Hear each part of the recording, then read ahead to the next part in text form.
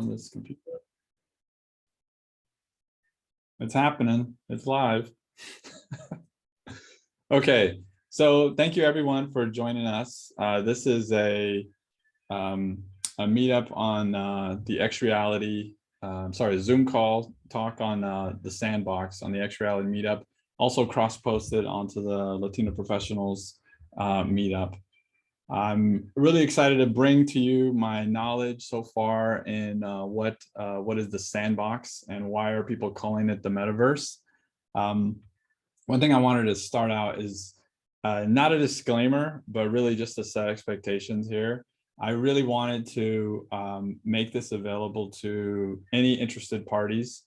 So we're not going to be, this is not a very in-depth discussion on blockchain technology or in video game development, anything like that. I really wanted this to be, like I said, accessible to people. And I hope, you know, irregardless of your background knowledge, that you still get something out of this.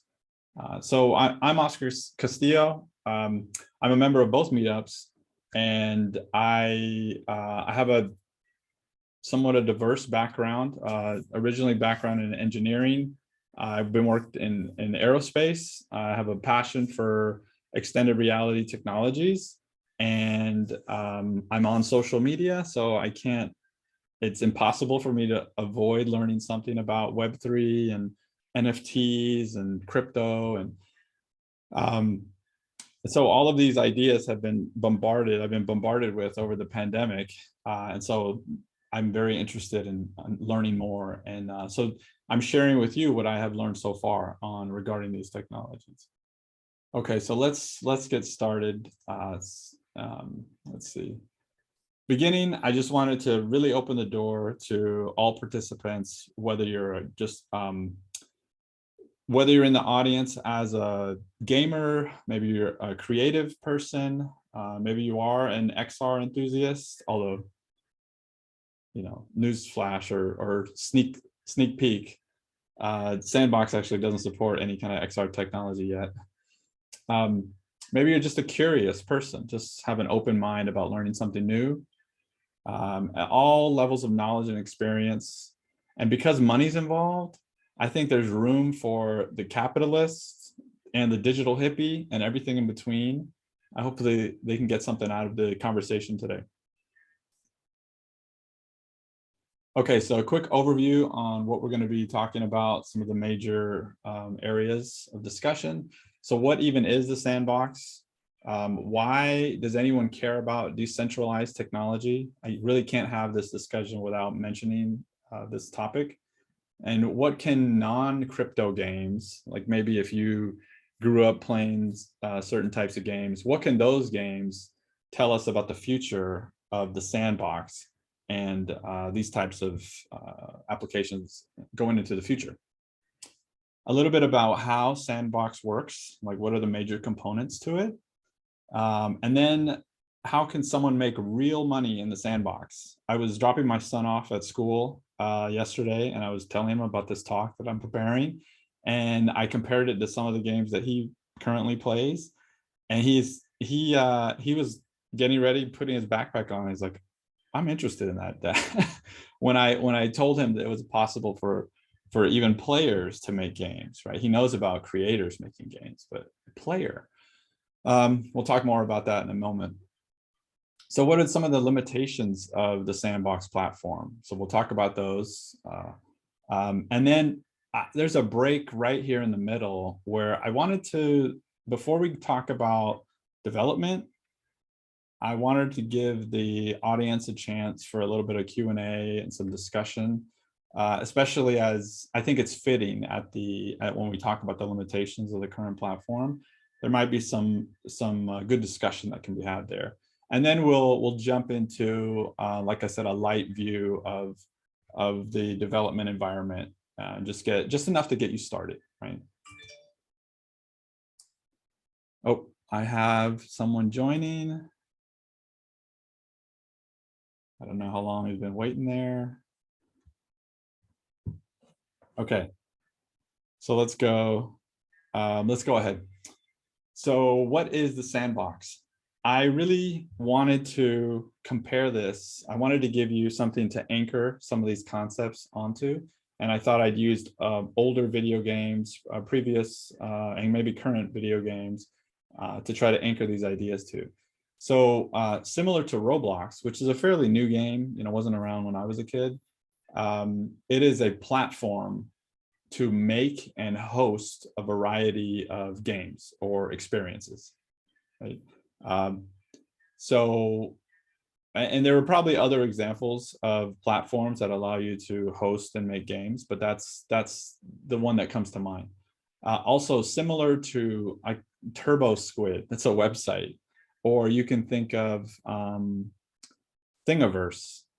All of these are online marketplaces to buy and sell 3D assets only, right? So that makes up a component of Sandbox. Similar to World of Warcraft, I'm like really dating myself here. The Sandbox is a massive multiplayer online game, or it aims to be that, right? So what that means is that people from all over the world, many people can come and join a single universe and interact with one another. So I'm thinking also similar to social media platforms that we're all pretty familiar with today, the Sandbox is going to leverage the creativity of all of its users to really crowdsource the main attraction. So like you don't go to TikTok or Instagram or Facebook unless someone is generating content. And so you go to view the content. So I believe the same thing is going to happen with Sandbox. You wouldn't go to the Sandbox if there wasn't something happening there, if someone had not created something there. So it's kind of a mixture of these kind of creator economy that we've seen explode over the last decade. There's a place for that here in the Sandbox as well.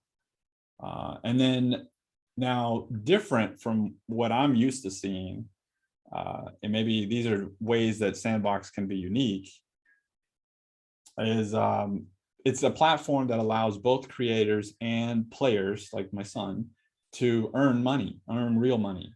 Right? I've never really seen that before. And then finally, the big difference here also is the architecture, the digital assets, and the currency. They really are aiming to utilize decentralized technology, right? So that's a good transition point into like, who the hell cares about decentralized technology, right? So again, this isn't my background, so thankfully Google can teach us a lot, right? So this is not an exhaustive list of like all the benefits of decentralized technology. This is just 3 that really stood out to me that I think are relevant to the Sandbox. So first, what do I mean by decentralized? So the picture on the left is what I'm really used to. So I work in an aerospace company, and I am used to having a server that hosts an application, and you have different clients that like use that software that's on that central server. And then on the right is something new that I'm not as used to, where the computing and the decision-making is broken up, not in one single location, but it's across a number of different, not physical location, but a number of different entities. And so I'll call them nodes, for lack of a better term. So here the computing happens out as a collection, right? And no one server has authority over the other server. They're all kind of working together, kind of a community. Yeah, so if you can think of the left as like a monarchy, this is more like a community driven. Okay, so why does anyone care about decentralized technology? I have 3 reasons here. The first, I think, would be reliability. And with the server at work idea, right? If someone were to physically unplug that server, well, then all of the services go down, right? Maybe I have that single server that drives applications across our entire enterprise, right? Like that would be really bad. The other thing is, if you have if you have data that you're relying on to be accurate, and it's stored in one location, if someone were to go into that one location and make a change, well, then you've lost truth. It's now falsified. Whereas on the right side, I would argue that the technology aims to be more resilient, because if one node goes down, in theory, the other nodes are supposed to be able to take up the load. So it's not a single point failure. It can survive losing some nodes, right? And as a hacker, I would have to hack all nodes because of the second point. So what's happening is across every single node, there's a copy of what truth is. And so I could go and hack one node and change truth, but the rest of the nodes know what's up. They know what's real. So in that way, decentralized technology hopes to be, I would call it more trustworthy. That last point will come up later on in the talk. Okay, number 2, a distribution of power. So right now, if you look at the web, everything is going to like a handful of really big companies. And some would argue that these companies are getting, even like as powerful as world governments. They're enormous. They're incredibly powerful, right? So are we okay with that? And so some evangelists of decentralized technology would say that they want to take the web back and break up the monopolies that are in place and make it more of a community, and make it more of a distributed power, right? And so there's this topic of like a decentralized autonomous organization that allows you to use this kind of technology to make decisions and operate without a central source of power. Now, this point hits close to home. So I have I have an e-commerce store and an e-commerce business, and I use platforms like Facebook for ads or Amazon for my fulfillment.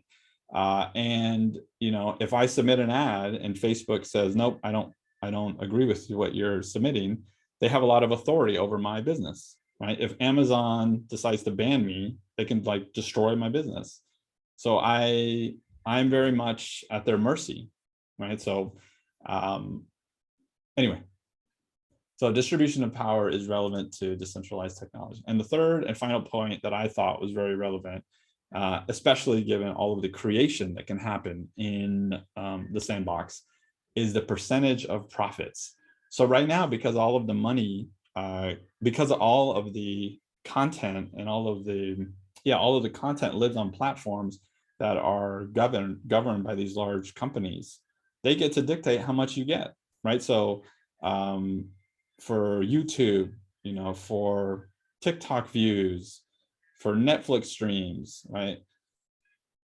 All of the reason we go to these platforms is for all of this awesome things that other humans have created, right? They put their minds, their creativity, their skill set into these, and they're getting pennies on per click, per share.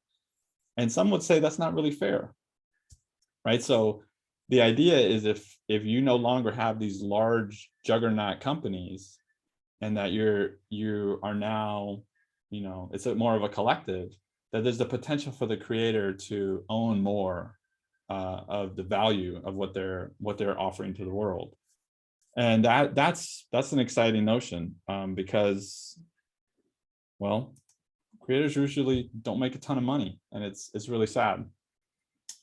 Okay, so that's the third reason why someone may care about decentralized technology in our world. Okay, try to put those in the back of your mind. Okay, so another thought, like I mentioned, is what can non-crypto games, so like the conventional typical game, what can a non-crypto game tell you about the future of the sandbox or other, similar decentralized gaming platforms? So the first, I would say, is diverse experiences. So whenever you get creatives involved and you give them a platform to just go play, they're just given all the tools, just amazing things pop up from that. The first thing that comes to mind is this game Roblox. During the pandemic, my kids just absolutely fell in love with it, and they weren't all doing the same thing. They were using the platform, playing different types of applications. So maybe there's like a horror-based, episodic, like first-person type shooter type game, right?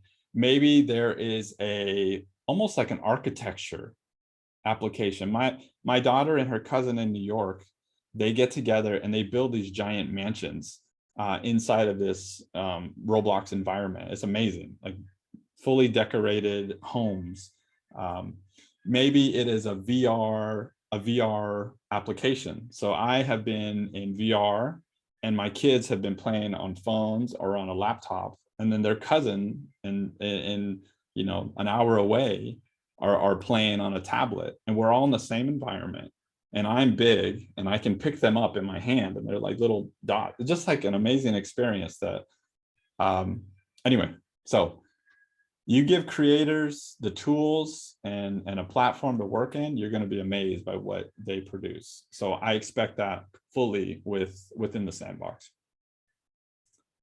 Next, live events. So Fortnite is becoming pretty famous in recent year in their ability to host these large events where multiple users, players, they come and they go into the virtual world through their phone, through their tablet, the computer, and they have their little avatar that they're used to using, but they're surrounded by, you know, people all over the world that are attending an event, and they can be larger than life, right? So of course, you know, nothing's going to replace a live event, but this is something totally different. In this case, you know, these like world famous musical artists are in that space, singing their songs and you know, doing their artwork. I've also heard of like online comedy shows. So during the pandemic, people were experimenting with different ways to host these types of live events. I really think there's a place for that within the sandbox as well. The third one here is investing time and real money in online characters. So there's lots and lots of examples of people like spending tons and tons of time in their video games. I immediately thought of this ancient meme of like Leroy Jenkins from World of Warcraft. But the reason why all of the people were so upset at this character was that they had saved up so much of their resources in the game. They had spent their real time to build up their characters, and they made a huge plan on how to take on some big final battle, and he ruined the plan. And then they lost their lives, they lost all their belongings, and everybody was really upset, right? And that is people investing themselves into the digital world.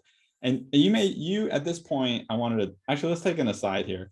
So you may not be a gamer, and so everything I've talked about so far, you may think doesn't really apply to me. I don't play games, and honestly, I don't play video games anymore. I did in college, and I really haven't touched it much. But what I would say is that there is a huge generation of people that spend a significant amount of their time in this video game world.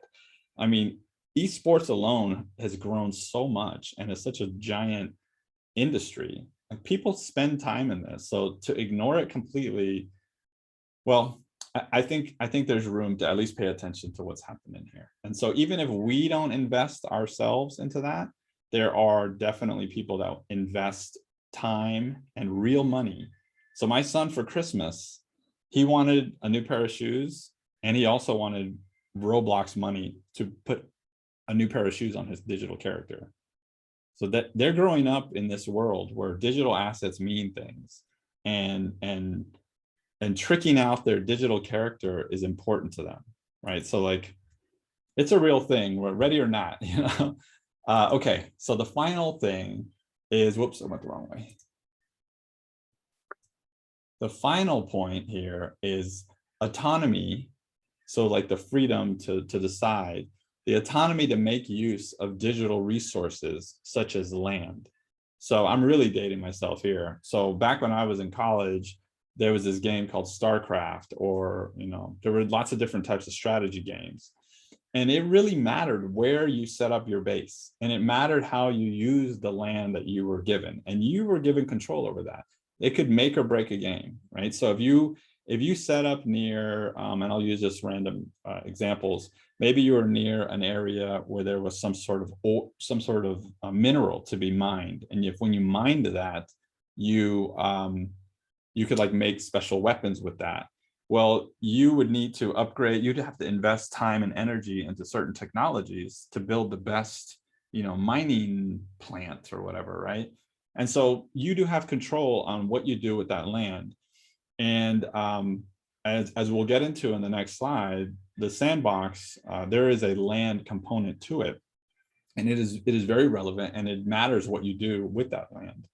And even I'm also fascinated by real estate investing, and there are elements of real estate investing that are taking shape within this virtual world. I would never have thought that that was possible, but so making use of resources matter.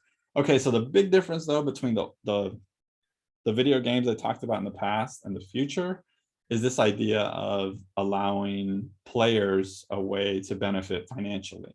And I don't mean, streaming on platforms like Twitch, or, going to like an esport thing and like winning the Street Fighter the battle, but just like everyday players can like make money while they play. It's a fascinating thought.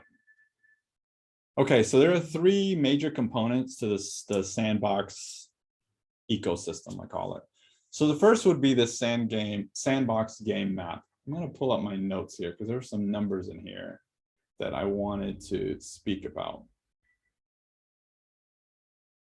Okay, so the sandbox map, it's a universe that you can bring your avatar character into along with many other players, right? We talked about World of Warcraft.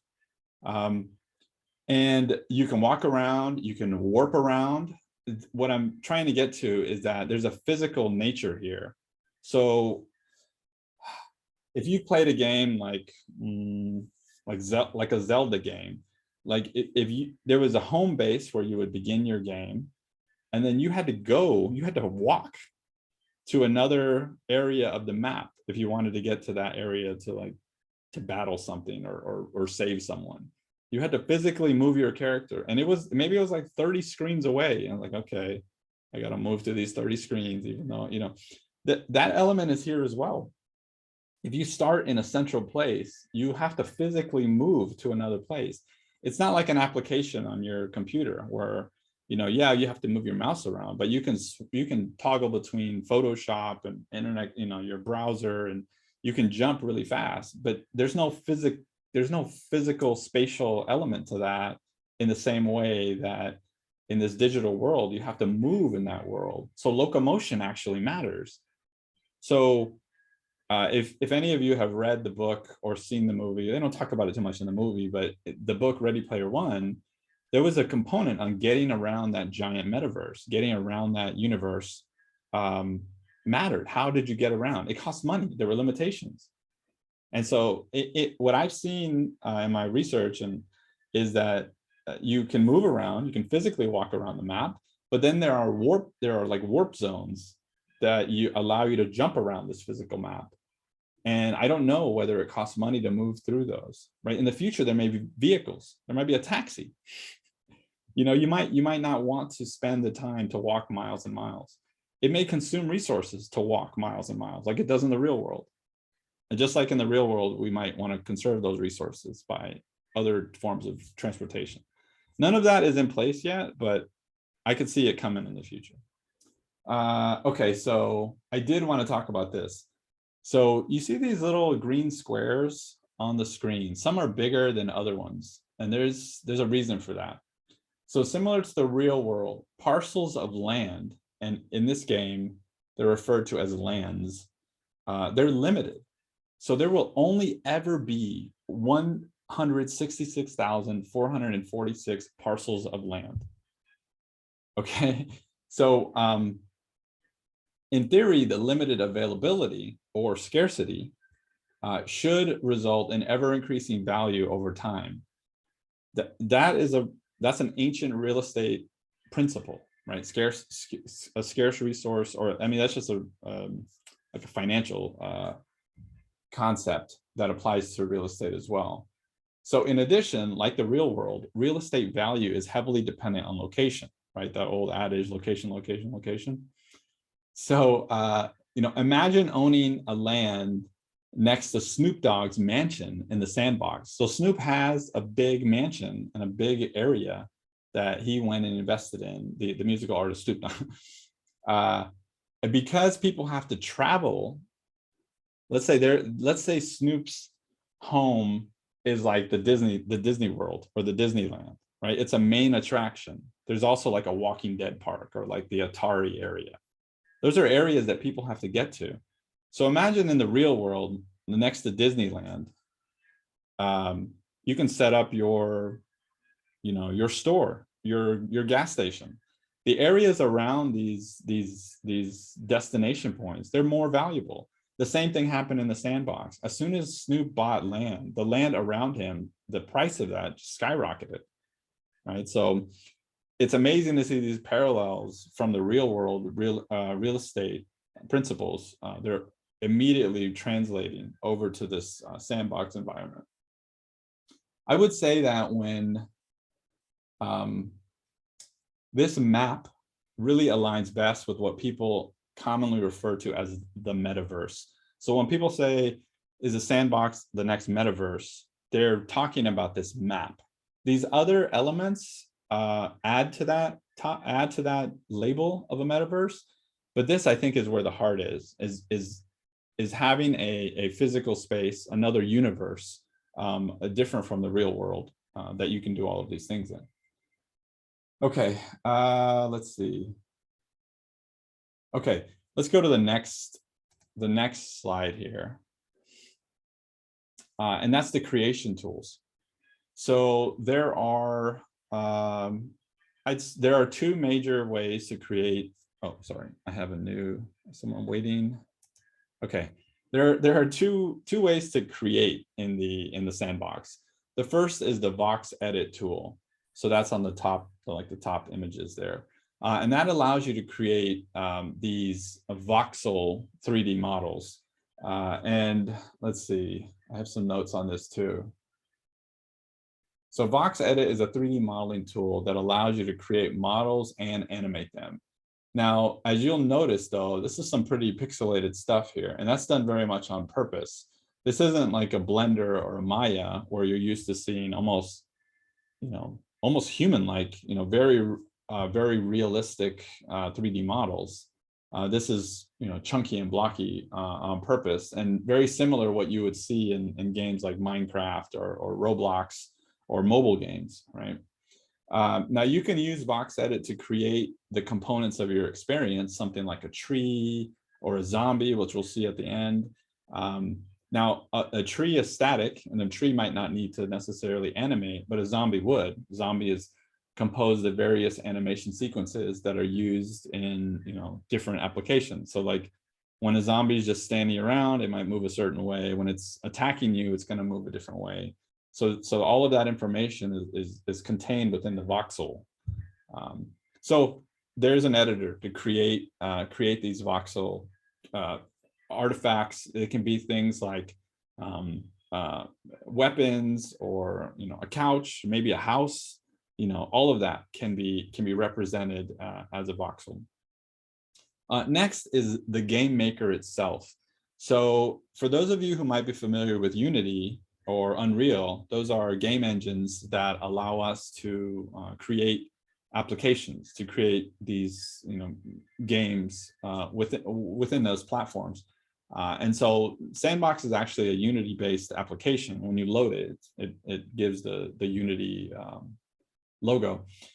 And so similar to Unity, it allows you to create these kind of experiences, and I would say it's a limited version of Unity, right? So I have developed some limited applications in Unity, and I came to Sandbox, and there was some orientation that had to happen. I wasn't sure what I was looking at. It wasn't exactly Unity at all by any means, but it's like a pared down, simplified version. Simple may be the wrong way to describe it, but the game maker is where you make your games. So it's the application where one would create their experience. Here you combine the digital assets, which include the voxel models, as well as sounds, text boxes, and of course the game logic, like what's supposed to happen.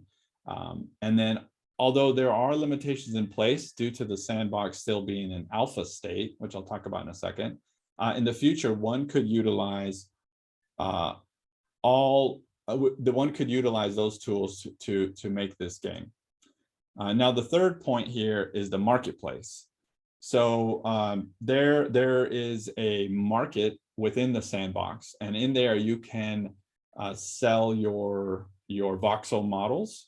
You can buy other people's voxel models. You can also sell land. You can buy land. Outside of the sandbox, there's secondary markets. So this website called OpenSea, which became famous over the last year for selling NFTs, the OpenSea platform also allows you to buy and sell sandbox assets. Okay, so I want to start at the disclaimer at the bottom. The sandbox is still in what's called alpha, so it's not even released. It's not even like fully flushed out and ready for public use. So all of what I'm describing here is what is promised for the future. It's not actually in place right now. But in the future, imagine you could build your assets in VoxEdit. You could buy assets, more assets in the Sandbox Marketplace. You could put everything into an experience that you made in the game maker. And then you could take that experience and host it in the actual sandbox game on the map, in a physical location on the map. So that's how the system is supposed to work. Okay. So maybe you didn't care about anything I just said, and all you want to know is how can someone make real money in the sandbox? I wouldn't blame you for that. It's a fascinating topic. Before we talk about that, because I have a couple of ideas and strategies on how you can make money. Before we talk about the various monetization strategies, we got to talk about the Sandbox Currency. It's called Sand, the Sand coin. So Sand is a cryptocurrency. It's very similar to the popular Bitcoin, Ether, or Dogecoin made a lot of new on the news last year. So today or yesterday, this one Sand coin was worth $2.72 US, right? Now, different cryptocurrencies are based on different blockchain or decentralized technologies, different blockchain networks. In this case, the Sand is an Ethereum-based coin, and that's very similar to the very famous Ether coin. Ether is like number 2 to Bitcoin. Anyway, you don't need to know that. They're both using the Ethereum blockchain. And just to the crypto nerds out there that are curious, I was curious, this Sand coin is a proof of stake coin, not a proof of work coin. And the distinction is, and this is where Bitcoin kind of gets a black eye, is that to get a new coin, other than buying it, you can mine it, but to mine it, you have to use energy. You have to have a computer processing and like expending energy. So a lot of people say that Bitcoin is not really good for the environment because we're using a bunch of energy to harvest them. And they can't make that same criticism on the Sand coin or other proof of stake based coins. So anyway, okay, that's as deep as I'm going to get into crypto stuff. Okay, this is interesting. So there will only ever be, remember earlier I said there will only be so many land parcels? In a similar way, there will only ever be 3 billion Sand coins. I didn't say $3 billion. I said 3 billion coins. So because again, the amount is limited, in theory, that should define, there's an element of scarcity there. So again, in theory, with more demand, the price should go up. And we actually have seen the price go up. So on the graph here is around October of last year, when Mark Zuckerberg rebranded Facebook to Meta, everybody saw that as a real, that we were entering a new age where this term meta and the topic and technology of metaverse, it was real. Right, a giant company like Facebook was paying that much attention to it, like it mattered. And so there was a lot of attention in these types of decentralized platforms and the sandbox blew up, and the coin that went with it blew up as well. It's tapering off, of course, just like with anything in crypto, there's a ton of speculation going on, but it's still, look at where it's at versus where it started. And the other thing I'd say here is that because you need sand to do stuff in the sandbox, if the sandbox becomes popular and more people use it, they're going to need more sand. They're going to be buying more sand. And so if you might not even play the sandbox. You may be a sand holder, but if the sandbox rises in popularity and usage, then you may see your sand coin just go up without you doing anything. So anyway, we'll talk about monetization strategies in 2 slides. Okay, the next step that I really got to talk about before we talk about how to make money in Sandbox is NFTs. So I found the most obnoxious GIF of the very famous Bored Ape Club NFT.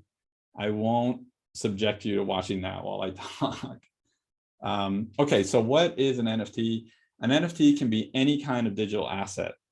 The fungible is like a legal term that means something is interchangeable. So a non-fungible token, it means it's not interchangeable.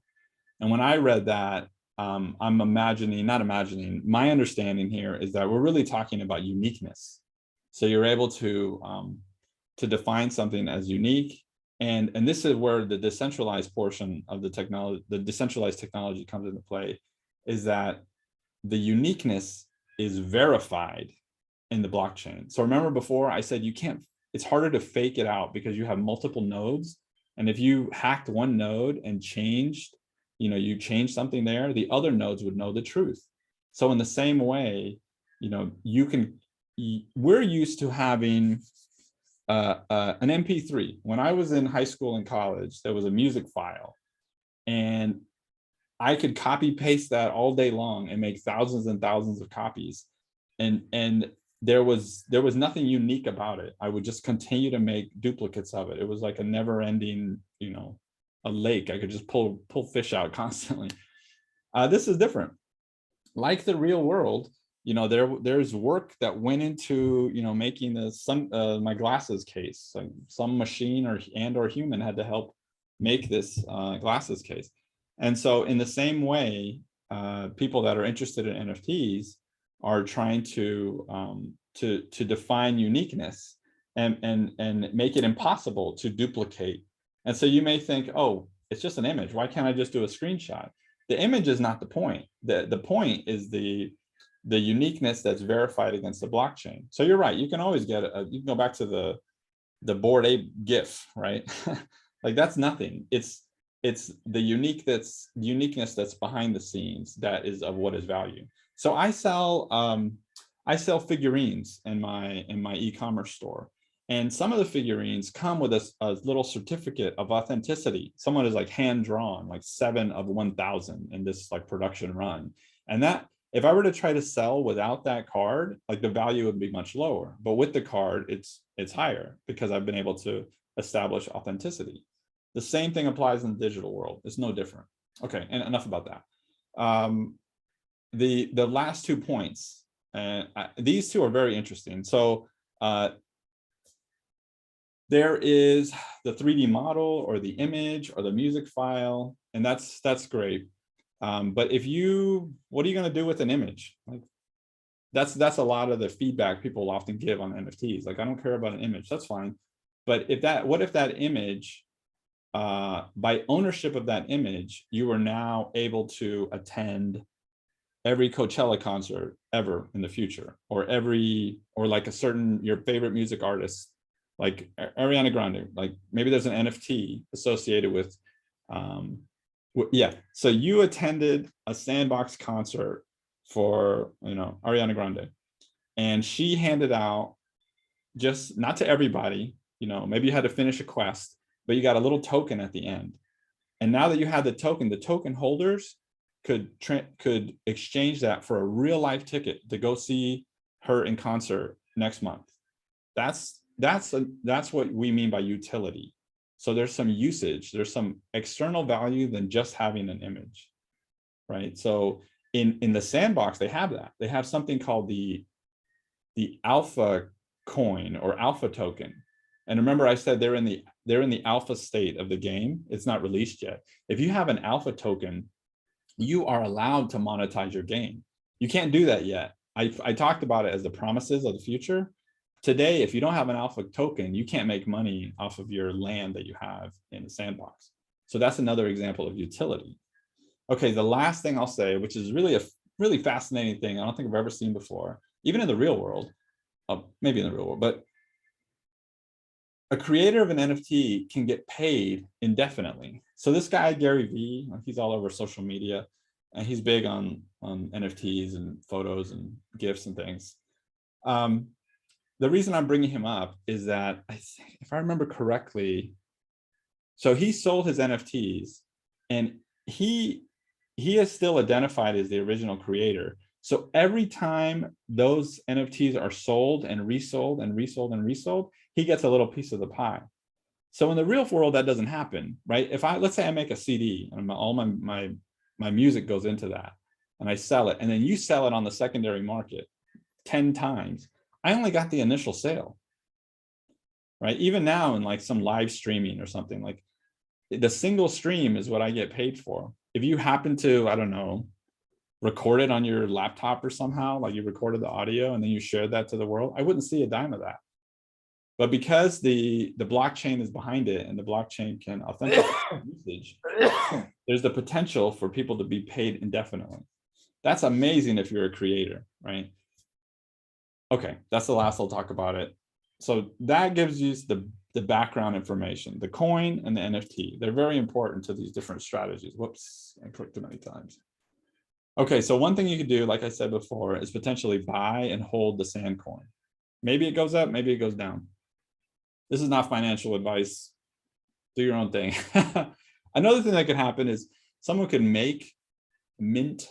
Minting just means, so if you make an asset like an image or a 3D model, it's just a 3D model until you mint it, until you somehow document it within the blockchain technology, right? So that's the minting process. So you make it, you mint it, and you can sell those digital assets. That's one way someone could make money. You could buy land. Remember I said the land around Snoop skyrocketed? What if you owned that land and you were just holding it, and then it went up and then you sold it? That happens all the time in the real world. Another way that you can make money in the sandbox is you can host a game. And this platform is saying that your game can earn money for you, right? So you put it out there, the more people that play it, you get paid for it, right? And the fifth bullet here is play to earn. So let's say someone has hosted a game. I, as a player, can go into that game, finish quests, collect coins, save the person that needs saving, and I get rewarded. And normally we get rewarded in experience points or like, a new sword, but maybe you get rewarded in a new sword that I can actually sell, or I get rewarded in coins, in sand coins that I can convert to US dollars, right? So like playing the game, you can actually make money. You can actually make crypto money that you can turn into like US money or whatever currency you're using. Okay, so those are some of the promised. These with question marks are things that I've been thinking about. So I'm just making this up. Don't trust this.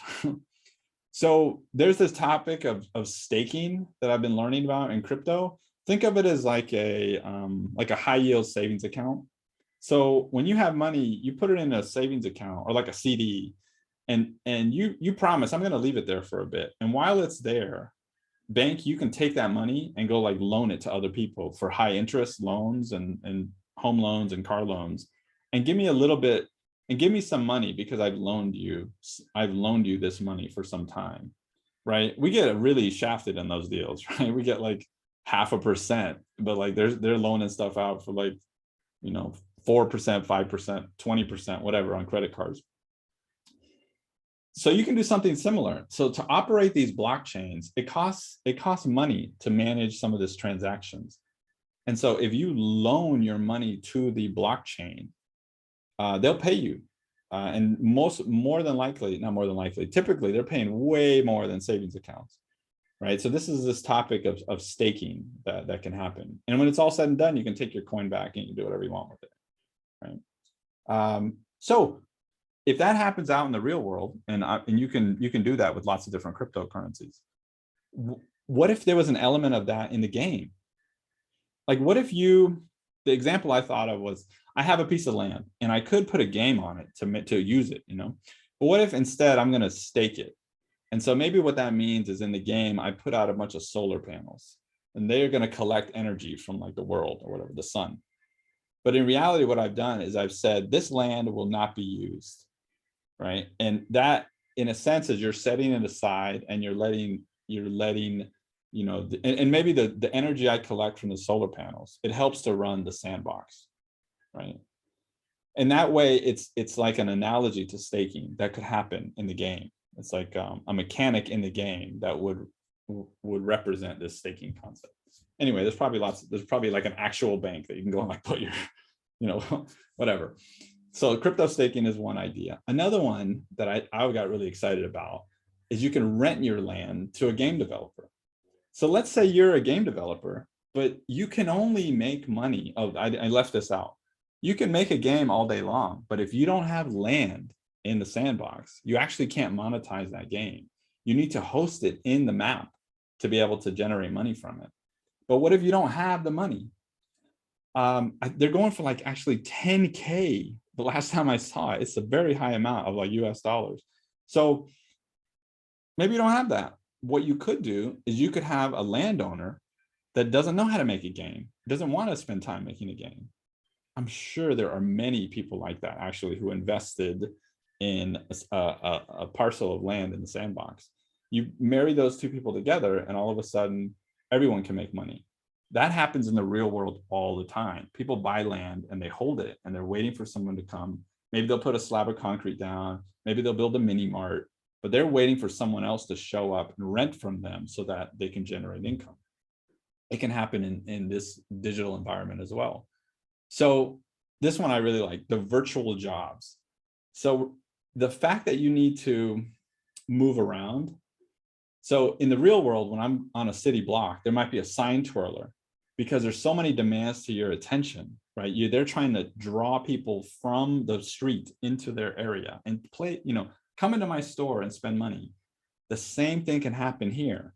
You're physically walking to Snoop's mansion, right? On the way there might be a place you can play this game while you wait in line for Snoop's, right? Or on your way from Snoop, you can come and like whatever, do something here. And so you could have a real human being the sign twirler and getting people to come and like visit. They could go into Snoop's mansion and grab people and like, bring them into your store or your experience. There might be a moderator. Maybe in the future, there's a job where like you are making sure people are following the rules, keeping people safe, no one's getting bullied. Maybe remember earlier I said you need to move around the sandbox. Maybe you're a taxi driver, just driving people around. With that said, so let's take that idea even further. Today there's a taxi driver, right? But maybe there is something that looks like a short-term rental, right? So maybe you,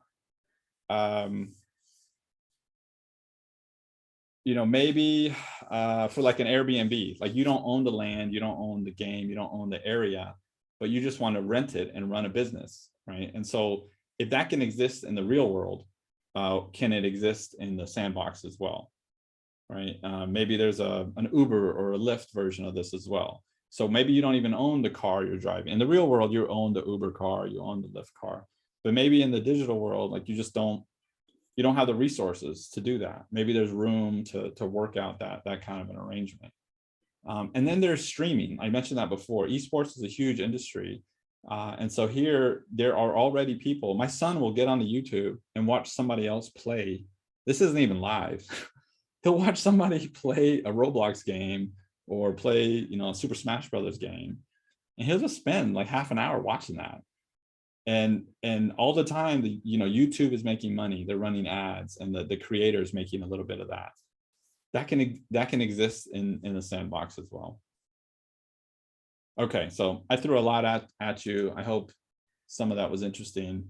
So let's talk quickly about some of the limitations on the sandbox itself. So I have a handful of like a few lists here. One thing is the sandbox currently operates on an Amazon Web Services server.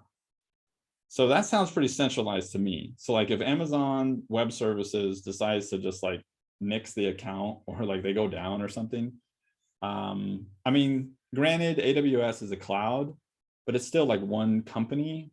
It sounds kind of centralized to me, but that doesn't mean they're always going to be there. That just means that's where they're at now. They're operated by a foundation, right? So that, remember earlier I was talking about this decentralized autonomous organization. It's not that. So a handful of humans own or operate the foundation, or operate the sandbox. Again, that sounds pretty centralized, like a consolidation of power. I'm reading that that's a pretty common thing with like a new crypto-based project, and that in time that could be broken up into, and actually on the roadmap is to institute a decentralized autonomous organization. I don't know. Okay, so speculation has really driven prices up, right? We saw that jump after the Metaverse rebrand, or the Meta rebrand. So there's a lot of corporate and venture capital money that's really inflating prices, and like the real world, squeezing individuals, normal people out, and not making it available to us. So that's a shortcoming. Protections from harassment. So I did a quick search through the white paper that controls and describes the sandbox. I was actually pretty surprised to see there's like zero mention of anything relating to behavior, the use of moderators, underage people. It just seems kind of immature in that way. So lots of room for improvement in that area. I care about that. I got 2 small kids, just trying to keep people safe. Oh, I mentioned this before. Only Alpha Pass NFT holders can actually earn in the game. Alpha Passes you are raffled during these periods of time that they call seasons. So like I said, the game is not live yet and not open to the world. They have these seasons of play where you can come and experience and test it out. And they've just finished last month their 2nd season, with plans on hosting a 3rd season. I don't know the dates. The website is kind of cryptic on it. But anyways, during those seasons is where people have been able to get these passes, and they're usually through raffles. And so it's a lot of chance. So you can't earn in the game unless you got lucky and you were there when at the right time at the right place. Also, if you wanted to make money from those 3D assets, those voxel models, you have to be part of what they're calling the creator fund. And not just anyone can get in. You need to submit your work, and the approval is going to be based on the quality of your work. So again, back to that centralized, holders of power. But anyway, that's where they're at right now. Lands are relatively expensive, like I said, about 10K on the second market. There are more expensive beyond that. And like I said, you need lands to monetize a game. You can't. There's no way around it. You can't really make any money in the sandbox unless you have access to lands, whether it's your own or maybe you partner with someone, a landowner. Okay, also here is the voxel models. So I really don't care for them. The very big pixels and cubes, I just never saw the appeal. In my demo, I kind of was, I'll talk more about it, but yeah, if you're looking for something high definition, it's not this. The other comment here is you're using the game maker application to make your game, and it's a no code drag and drop, text field kind of thing. And that's great because it does lower the barrier to entry, but it's also going to limit the type of experiences that can be created. So I don't know in the future if they're going to open that up more so that, you know, like a real programmer can get in and really customize it and make something, you know, unique with that. But whenever you make something more accessible and make it, you know, you're going to have to make assumptions, and that's going to limit what you can do with it. It's just it's a very common trade-off that I've seen in other software applications. Make it more accessible. Okay, well, you're going to give up some power when you do that. So that's where we're at right now. The other comment here is crypto. It is notoriously volatile. And if you can't take the wild swings of crypto, I'm getting used to it now after watching it for, you know, a year or two. I mean, like 5% daily swings is not, that's a Wednesday. That is nothing, right? It can be even bigger, 10, 20, like. So if you can't stomach that, you probably don't want to get involved with any of this stuff.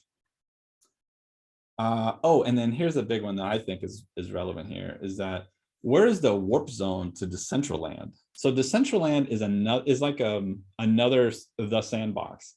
It's another platform. You can make stuff in it. You can own land. It's very, very similar to what we've been talking about today. So maybe the Sandbox is like the little brother of Decentraland. Right? When I read Ready Player One, they talked about, and this, you know, this like famous book and movie. They talked about being able to travel to different virtual universes, and maybe you warp zone, maybe you took your spacecraft, maybe you know, whatever, but you were able to move in and out seamlessly to these different universes. And so what's happening now is you'll have things like a Decentraland or the Sandbox, or Meta has their own, I forgot the name of it, and there's all these islands. And so the topic of being able to take what is mine and take myself to these different platforms, what is the term, like interoperability, to move in and out of those spaces. And when I come, I want to bring all my gear and all of my experience and all of, you know, just like in the real world. I get on a plane, I go to Europe, you know, I go to Asia, I'm the same me. I have the same passport. I'm allowed to do that. So I'm really looking for the jumbo jet to Decentraland and to these other metaverse platforms.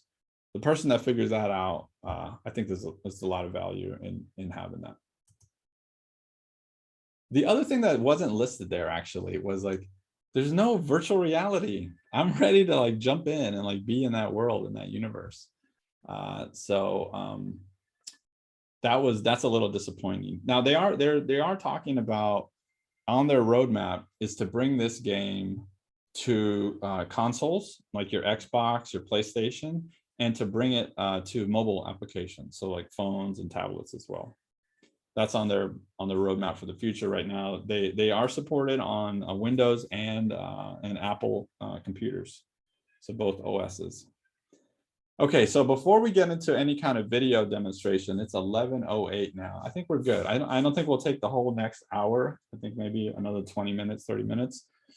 I wanted to give a chance for anyone to bring up any thoughts, any questions. I'm not promising that I have the answer, but if anybody wanted to, you know, to share any thoughts, I wanted to leave the floor open for a little bit of Q&A and discussion.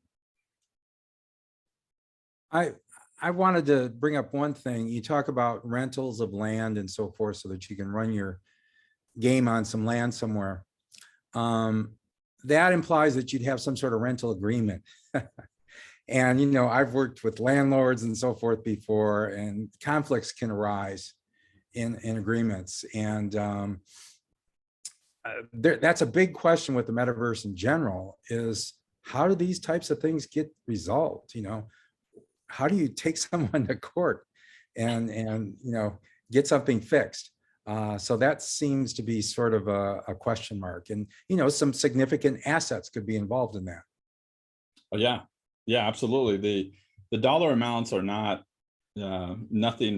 They're very significant. They could definitely make a big deal to someone in the real world. Great point. I have seen very little. There's a book. There's an audio book I listened to last year. It's called Future Proofing You. I forgot the name. His first name Jay, and he comes to mind because the topic of the book, I'll jump to the end. One of his points of advice was to look at the industry you're in right now, or look at what you're trying to build and what you're trying to develop, and now overlay on top of it like the latest form of technology. And this was along his lines of, again, future-proofing yourself, future-proofing your business. So if I was a real estate lawyer right now, and all of this was happening, and people are talking about real estate, but they're talking about this really immature digital landscape, it's a really good area to go and learn about, get educated, and to start building something there. There's a ton of investment right now with people trying to answer questions like what you're just describing. So I don't think it's there yet. I think you would not only could it be done, but I think the right solution would be to use the blockchain technology that the rest of this is supposed to be built on. And the reason I say that is because there's even thoughts on using this blockchain technology to handle real world real estate contracts and to streamline that process, to take less for underwriting, less time and money for underwriting or appraisals, and all the things that we normally have humans involved in. If you can automate that process, you can make it faster and cheaper. So if that can happen, if people are even thinking about the real world real estate, then we should be able to do this at the same time. Yeah, and the same thing applies to NFTs. The NFTs are just starting to hit the courts now, and that law is sort of in a gray area right now. So there's a lot of legal issues to do with the metaverse in general. Yeah. I think if anyone takes something away here, or something that you should take away, is how this is very immature, very, what's the term? I guess nascent. It's a baby, right? And so we're used to having protections, but those protections came from lots of people making mistakes and lots of people getting hurt along the way, right? So those things might not be present currently in these environments. So definitely use caution, do research, understand what you're getting yourself into. I think, yeah, go ahead. I think it represents a higher risk level. So if you're coming up with a business plan or something that's going to make use of this stuff, you need to include in that business plan that you have a higher risk level because of all of these issues that are sort of unresolved. Yeah. I would also say that it's kind of like a big rig truck, though. It's coming. It's so it will cause a lot of damage along the way, but I don't see it stopping. I see it coming, and we're going to have to be smart and get in front of it and protect ourselves. So, and this is probably the one area where I really wish the prices were more accessible, because I worry that because they're kind of out of reach for people, you're going to have less people playing. And I think you can get a lot, you can play can result in great innovation, right? So the people that have skill sets in the real world that they might want to experiment in the metaverse, the higher price tags and the higher risk that you're talking about, it prevents us from doing that. So I almost wish, how you read an investment book and they say, hey, paper trade, just like, trade with fake money for a few months till you understand what you're doing. It'd be nice if these weren't dealing with real money yet, but I know that's the appeal, is that there's a real world consequence to the actions you take. So yeah. I have a question, which I remember before you mentioned that in Sandbox, you were surprised that there's no regulation for harassment, right? Yeah. But in order to have regulation, you need to have like a centralized, organization. So people are afraid of being punished, or a police or a government. Yeah. So I don't know. I feel like those two are fighting. So what you can do, okay, I'm not very deep on this one, but in the research for the sandbox, I learned a little bit about these decentralized autonomous organizations. And the idea is the coin holders are voters. So like back in the US, landowners are the only ones that used to be able to vote. So it's a similar kind of idea, is if you own a coin, and the more coins you get, the more vote you get. Maybe that's not too fair, but in that way, people get to vote on how the organization is run. And then the organization is, some of the decision making is programmed. That's where the autonomous portion of it come in. So if you were, now I do agree that somebody would have to define the standards. Like, let's say, you can't get within 1 foot of someone's like face to face, right? We talked about that on one of your previous calls. Like, this is, when I'm in VR, I have a bubble in front of me. I don't want you in my face, right? And so maybe that standard is set 2 feet max, or 2 feet minimum bubble. Can't break that. And you could take that property to the DAO, the DAO, and the DAO owners could vote on it collectively. And then, okay, they agree. Okay, thou shalt be. They write the code. The code can't be updated because it's in the blockchain and it's authenticated. And that's just the way it's going to be until the collective DAO agrees on something different. So that's the idea, is that to some extent you're distributing the power out to the community, but again, it's flavored by coin holders only, right? So also, it's more like an ancient Greek, right? Like everyone vote and there's no central government. Yeah. So yeah, that's cool. Yeah. Another question is that last year I went to AWE and I heard a lot of digital twins, right? So as for I'm very interested in going from, for example, like Sandbox to Decentraland to OpenSea, right? Right now, the interesting thing is that they are all 2D, right? And then, well, no. Yeah. So the models that are created in the Sandbox and Decentraland, they're 3D models. Yeah, but I think a lot of stuff is not unified. So for example, like there are a number of land or map in the Sandbox, but the map is different from Decentraland. Right. And it's also different from, how can this entire world be unified, or it's just different bubbles of a universe? Yeah, this is a great thought.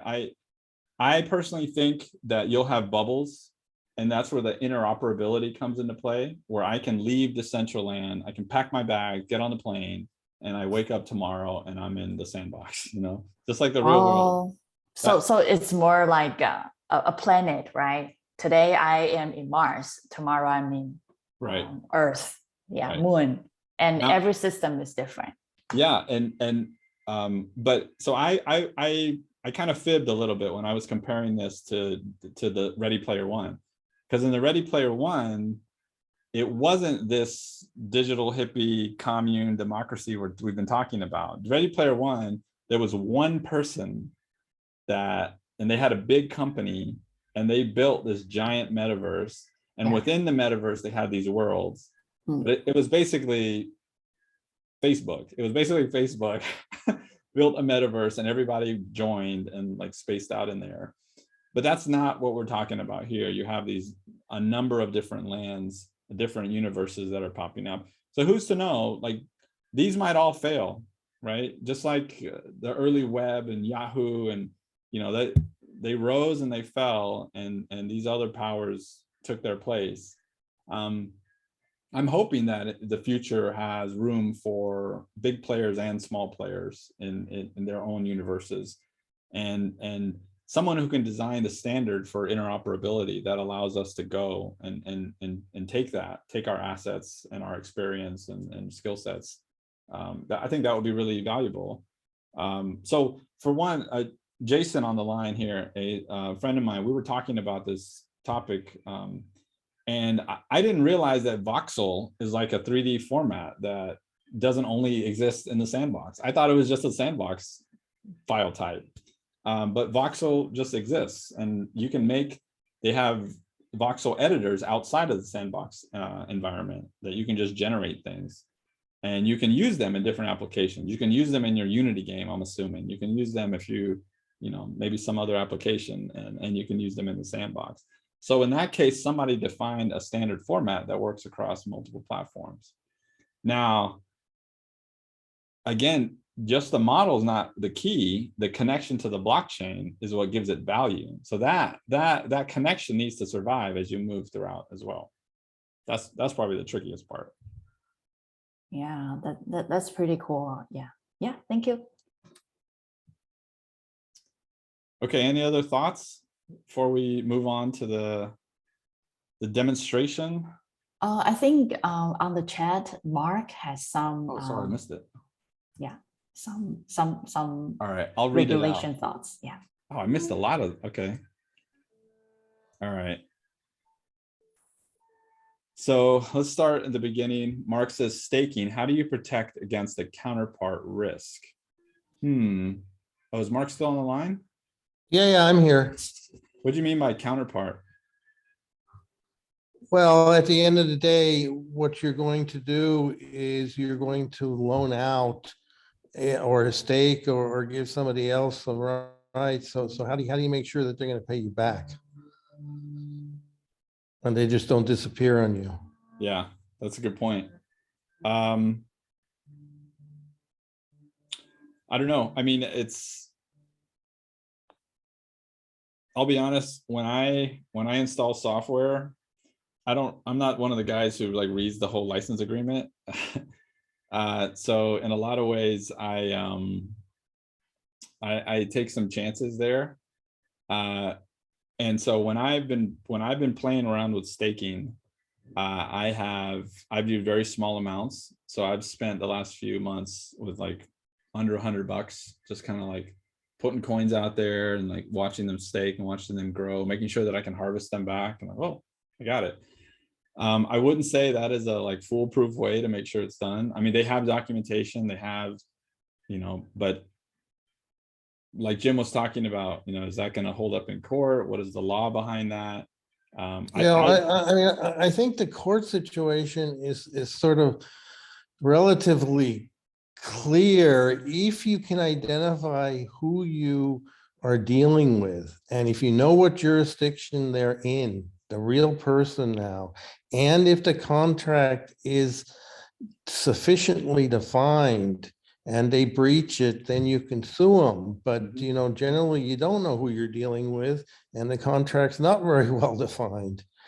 But especially in these DAOs, if you end up dealing with a real person on the other side and you know who it is, it doesn't really matter what the central organization does or doesn't do, because you still have a contract with an individual that you can identify. And if you don't, you basically have no remedy. Yeah, so my experience with staking is you're not actually loaning to individuals. You're staking with a platform. So like there's a website called Pancake Swap. I don't know why they're named that, but and on that platform, you can bring your crypto and you can do stuff with it. You can stake it and you can put it there and you can watch it earn, and then you can retrieve it. So and what it's almost like when I go to I put money into like a Wells Fargo savings account or something, right? And they're on the back end loaning that out to other Wells Fargo customers. But there's a lot of regulation that is governing how Wells Fargo operates.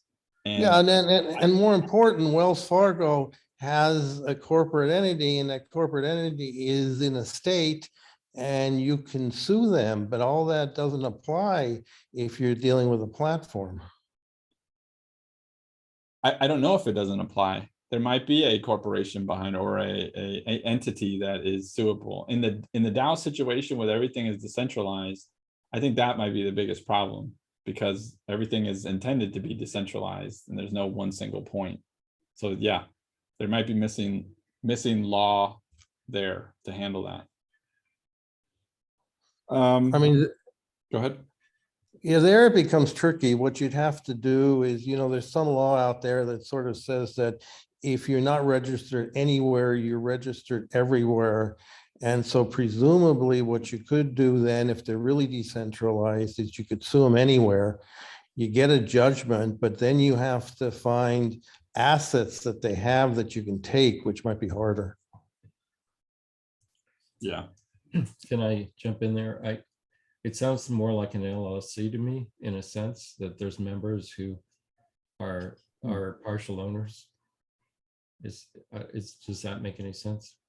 Yeah, but you can't get through it. You can't get through to, you can't attack an LLC and get through to the members typically, unless, that's the whole purpose of an LLC is to limit the liability of the members, and presumably this would be looked at the same way unless there's clear fraud.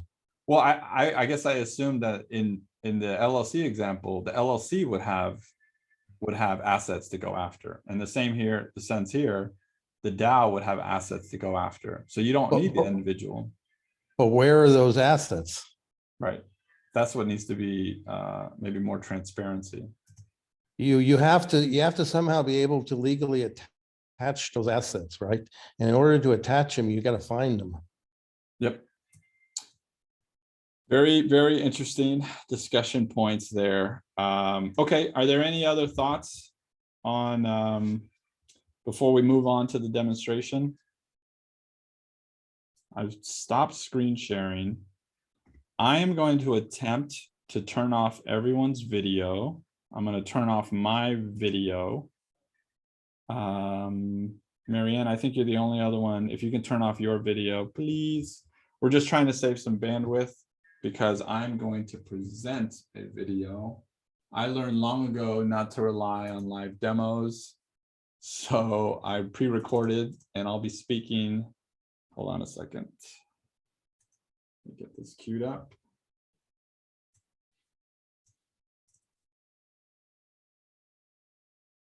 Pause this, go to the beginning, share my screen again.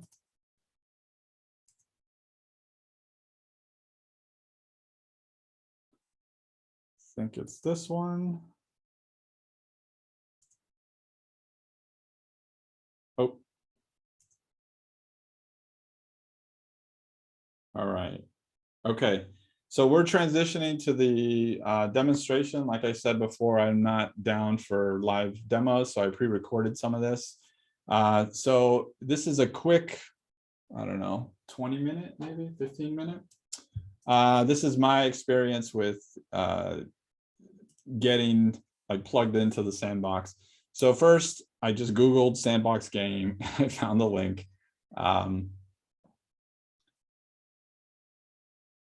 And this is definitely, I will say, I don't know if I'm being too judgmental, but it definitely felt alpha because things took forever to load. Web pages were taking forever. There were places and applications where I couldn't quit. I had to Control Delete out. And then the first step here is creating an account and what type of account. And here I'm choosing the type of crypto wallet that I'm going to attach to this account. I already have a MetaMask wallet, so I didn't need to download the plugin for my browser. Sorry if that's a lot of information. There's lots of videos describing what MetaMask is and how to install it and all that stuff. Oh, sorry, some audio slipped in there. Okay, so once you have a MetaMask wallet attached to this, and I'm going to pause it. According to some articles I read, you actually can play around and participate in the Sandbox without a MetaMask, without a crypto wallet. I saw Google, just a Gmail address or a Google account is enough. But if you ever want to do anything with the monetization, you're going to need to attach some crypto to this, right? You need to buy stuff or you need to sell stuff. So that's what the wallet is good for. And if you're not familiar with the concept of a crypto wallet, just like my real world wallet, let's say I go to Thailand or I go to Europe or I'm here in the US, I can open up my wallet and I can have paper money from those different countries. So in the same way, in a single wallet, I can have different types of coins, different kind of cryptocurrency coins within that single wallet. Okay, so here I am, I have my MetaMask wallet attached, and now I'm going to go back to try to create an account. I hope that's coming through the video. Let me know if you're not seeing this.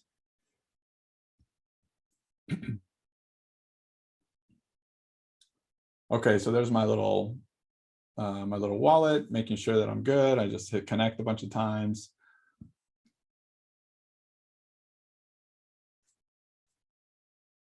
And everything just takes a moment to get through. It's connected. I set up a username password really fast. And I'm in. I have an account. Okay, so now I wanted to get started with creating something. So this front page is like has a lot going on, but I went to the alpha. I wanted to enter the game. I thought I wanted to enter the game, and so I'm presented with a portion of the map, the game map, right? And so right in the center, I can click in the center into, I think they call it the it's like the first place, the alpha lobby, they call it, enter the alpha lobby. So I just click in the center there because I didn't know what else to do. And the first thing that you need to do is set up your avatar. And so this is very much like lots of other video games. I won't, I have a, like, I put it on this 8x speed. So there's a lot of predefined avatars. I wasn't really excited about any of these. I was looking for like a dragon or like a tiger or something, but I guess you got to pay more money for those. So these are just like the default noob characters. You can customize them a little bit. Wasn't too excited about what I saw there, but anyway, it's a place to start. So this will be done in a second. I found some shoes. Doesn't really look like me. And I'll say also, again, with the voxels, like if you look at your new iPhone or like even Bitmoji back in the day, like we're used to avatars looking pretty good and looking like us and having a lot of customization. I went to Funko Pop Hollywood and with my kids, and there were enough options there where I was able to make a Funko Pop that looked like me. Anyway, I think there's room for improvement in their whole avatar situation. But okay, now that you have an avatar, I kind of was, there was nothing to do because the alpha season is over, and I changed directions. And I tried to download the game maker, and I had all kinds of trouble downloading the darn thing. I tried like 8 times, it kept timing out. Eventually I was able to finish a download, and then I just installed the application, and there's the made in Unity sign. So now I'm entering the game maker, right? Again, I got to log into my account. That happens really quick. Now I wanted to point out this right here. Let me stop this right here. So this is the drafts gallery. So other people have made games and they've published them to this gallery. These you cannot be monetized. They're not in the game. They're just in the gallery of the game maker, right? So I wanted to try one out. Let me hit play again. So I try out this zombie apocalypse game. That sounds nice and wholesome. So I jump in, and yeah, it's a typical game. The game mechanics felt very natural, what we're all used to seeing. I mean, it's all Unity based, so no huge surprise there. There were characters, they responded well to the inputs. You know, I'm fighting some zombies and some you know, some lawbreakers, and there was a wolf. I rode a wolf for a second. I don't know. Well, I killed that wolf. That wasn't very nice, but you know, and they have a platform there that's already built for you to like equip your character with different things. But yeah, somebody made this. Somebody made this. They put some time into it, and it's a fun little way to get involved, right? Again, if you're not really a gamer, then you know this doesn't have a ton of appeal for you. So I wasn't too excited by this, but that's just me. I could see my son spending some time having fun in this. I dug the creativity. There's like a floating castle up there. Oh, and then they had these like, I'm sorry if this is going too fast, but it had some like emoticons, these kind of actions that you could do on the fly. So that's the end of it. That's a gallery. There are others that can be explored and played for free. Now templates. So I was very interested in how one would come up to speed on how to develop in this platform. And one thing that I think that Unity sets the bar pretty high is on the Unity platform, there are a lot of examples that teach you as you are experiencing them, right? So there's, when I was, if you're developing VR within Unity, there is I think it's like the Steam VR application, and they show you many different ways to just to move around the space. There might be like a grappling hook, or there may be like a warp zone, or there's lots of locomotion techniques that can be used and they're ready for VR. And what's great is that not only can you demonstrate, learn about it in the experience, so you play the game and it teaches you about what's available to you, but you can also exit that experience and open up that experience in the editor. And now you can pretty easily dissect what you just experienced. And how did they do that? How were they able to do that? And you can replicate it. You can after you experience it and say that you want it, you can go and replicate it in your own experience, and of course customize it, right? Like maybe instead of throwing a rock and getting a bottle to break, maybe it's a basketball and or a baseball, and you're trying to get like a dunk booth or something, right? But you can take the mechanics of throwing and collisions anyway, Unity does a good job of that. So I wanted to see, does Sandbox have anything like that, right? Because the whole claim here is that it's accessible to people, right? So I picked the first tutorial, which is text and dialogue. And so this tutorial talks about the text boxes that are presented to people and how that simple interaction can make things happen in the game. And then also a little bit about interacting with other like non-player characters, right? So like the game characters. So first thing is, I was kind of taken aback here. I didn't know what I was looking at, but I found this menu on the left that has the hierarchy. And this is somewhat familiar to me from Unity. There's different elements. I did not see parents and children in this. Everything seemed flat. And again, if you're familiar with some of this like Unity development, you'll know what I'm saying here. But I did see things on the right side that were adjusting depending on what I chose in the hierarchy. And I recognized the transform here. So it talked about position, location, orientation, but then there were all these attributes down there that I had no idea what they did. They were talking about health and speed and all these different things that made sense when you're building for this game, but didn't make sense to me as like a former Unity developer. So lots to learn about and play in there. But here there was a little sign, and then it invited you when you were within proximity to like hit the E button, and now you could read what the sign said. So we're all, I mean, if you've played these type of games, you're pretty familiar with that. And so here I was supposed to read, and what I didn't know is that I needed to go to that person and hit E. When I go to this person, and then when I hit E and I talk to them, but see, I wasn't presented with something that said hit E, so I didn't know to do that. So I got frustrated and I left this person. I went to the next booth, and only then did I figure out, oh, maybe I should have hit E when I ran into that person. So this was teaching me that there's different ways that characters can be set up. So in this case, I think as soon as you walk up to the person, I think that is what triggers them to respond. We'll see in a second. So let's see. I don't know, maybe I got a phone call here. I don't know what's going on. Okay.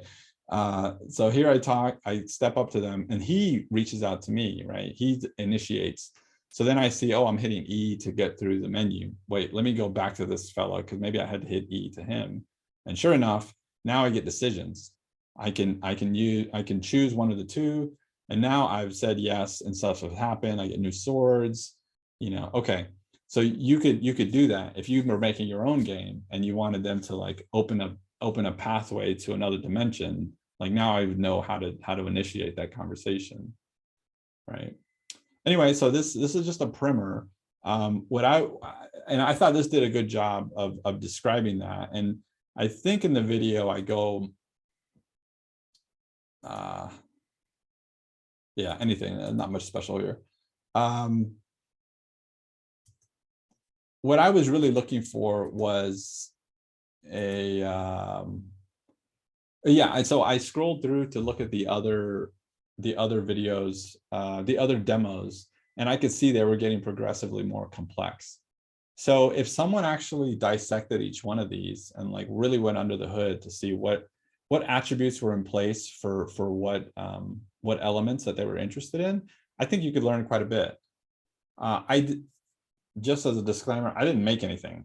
I didn't actually make anything. I'm just using the work that I've done in Unity in the past and kind of overlaying it here. Okay, so that's Game Maker. But what about the Vox Edit, that thing that makes the voxels, right? So this is me going through that installation process. So this promises to allow you to model, to animate, and supposedly you can mint within Vox Edit. I didn't get that far. But anyway, I downloaded the Vox Edit tool. Windows or Mac are fine. Installed everything, and here we go. So I didn't know what the heck was going on when I first opened it. I see on the left, there's a couple of options. Eventually I make it to templates, which is a collection of predefined models. And I'm way better at editing than creating from scratch anyway. So this had some appeal to it. So there were a couple of characters that were already there. I actually assumed that these were just going to be fixed models, like just like static models, but I was actually surprised to see that they had already, they're already rigged. So they're already on a skeleton of sorts, and then the animation is applied to them. So there's a number of different animation sequences. So on the left here, I started to recognize this. This looks a lot like the Unity hierarchy that I'm used to seeing, where there are children and parents and things attached to other things. And there's a rig, there's the rig I was talking about. So like to drive the motion and animation to assist with that. I was still pretty lost. I didn't know what I could do. I saw the timeline in the bottom. So that demonstrates the different animations. And on the very right, I'm cycling through the different animations that are within the model. So I was like, okay, I know about this. And then on the library, I thought this library was what you would use to bring more 3D models into the experience. So I tried to drag into it, but it didn't stick. I was like, let me put a second head on this guy, but it wouldn't work. So I think it almost feels like the library is a way to navigate your model as similar as a skeleton is, but without the hierarchy. So still a little fuzzy in that area, but I wanted to get in here. So I edited the head model, and I wanted to see what what the tool looked like. And I'm messing around with the size, and I don't really see a ton of differences in the size, but then I think I tried making edits to the horse head, and there I was able to actually see some differences. So I go to the horse head, I hit the pencil to edit it, and then these are just how you view it. I don't think there's actually any differences with those buttons, but there's like a mirror, there's a flip button. I flipped the head upside down, and and then I hit saved, and then, okay, sure enough, I broke the horse's head, so that's not good. So I went and fixed it, and then I went back to the head because I wanted to make some changes to the head, and I tried to change the size again, still didn't see any real difference. I think I'm doing something wrong there, but I decided, oh, how do you model something? So I thought, okay, let me put a crown on this dude's head. So I made a green crown for this fella's head, and it was fairly simple. When I was doing this, I was like, man, I kind of want a tablet and a stylus. This mouse business is no good. And of course, like real digital artists don't use a mouse, and so that's why I probably thought that. So yeah, I made a quick crown, and again went back to save it, and the animation still held because everything was attached to that head. So that's it. That's Vox Edit, and that's Game Maker. So just a really quick look at those two applications. And I wasn't going to spend 10K to try to get anything into the Sandbox game. So that I wasn't able to publish anything, or I didn't have time to create a full application. But the building blocks are there, and it seemed like an accessible, format that I saw it as an accessible format that one could learn with time and apply some of the things that we've been talking about today. Okay, so that is all I've prepared for today. I'm open to any other comments or questions or any thoughts. We have a little bit of time left on the time slot here before the end of the session. Are you putting your hand up, Michael? Yeah, sure. Actually, a question about MetaMask. When I signed up during this, you know, I did it, I was following you along and I did everything that you were doing. I wanted to choose my own passphrase. And they said to write it down before you go in to create your wallet, but it didn't seem like they give you the option to choose your own passphrase. Is that right? Interesting. You know, I set mine up last year and I know exactly what you're talking about. So there's phrases, instead of a single password, if you ever need it, in addition to a single password, the crypto wallets have you define, I think it's like 12 phrases, you know, like English words. And I don't remember if you were able to define your own, or you were simply had to deal with what was given to you. Yeah. Sorry. Okay, cool. Yeah. Dominique? Yeah, it's just something that I'm worried or concerned is that, you know, right now everything is gamified, right?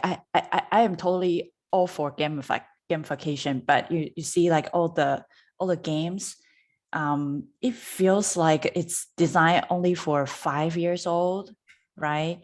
And then how about, you know, when we grow up, are we going to spend all our time in playing all those stuff? I feel like you see, we have so many great culture, like history, you know, Shakespeare, all those great things. If everyone in the future indulge themselves in those, like just, you know, chopping and get points up, I feel it's bored. Yeah.